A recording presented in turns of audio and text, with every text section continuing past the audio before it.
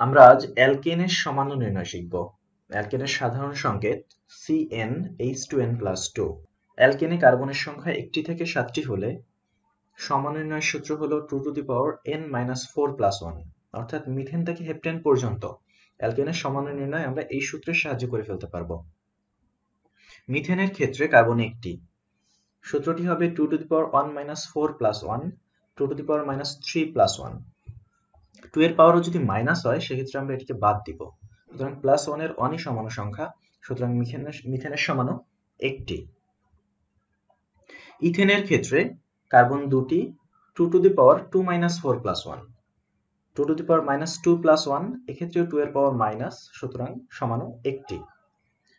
প্রোপেনের ক্ষেত্রে কার্বন 3টি, এক্ষেত্রেও 2 এর পাওয়ার মাইনাস সমাণু 1টি।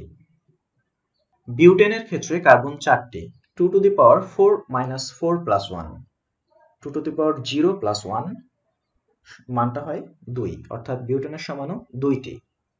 পেন্টেনের ক্ষেত্রে কার্বন 5টি, 2^5-4+1 2^1+1 সমান 3, অর্থাৎ পেন্টেনের সমাণু 3টি। হেক্সেনের কার্বন 6টি, 2^6-4+1 2^2+1 সমান 5, হেক্সেনের সমাণু 5টি। হেপ্টেনে কার্বন পরমাণু 7টি, 2^7-4+1 2^3+1 9, হেপ্টেনের সমাণু 9টি। যদি 8টি কার্বন থাকে সেক্ষেত্রে সূত্রটি 2n-4+2।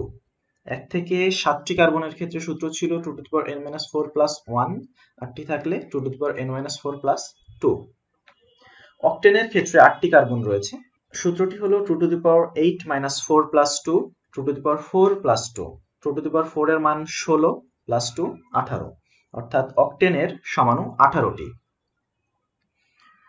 যদি কার্বন পরমাণু 9টা হয় সূত্রটি হলো 2n-4+3 2^9-4+3 2^5+3 2^5 এর মান 32 32 + 3 35, সুতরাং ননেনের সমাণু 35টি। যদি কার্বন 10টি হয় সেক্ষেত্রে সূত্র 2n-4+1+n। ডেকেনের 10টি কার্বন রয়েছে, সূত্রটি হবে 210-4+1+10 2^6+1+10 2^6 এর মান 64 + 1+10 75, ডেকেনের সমাণু 75টি।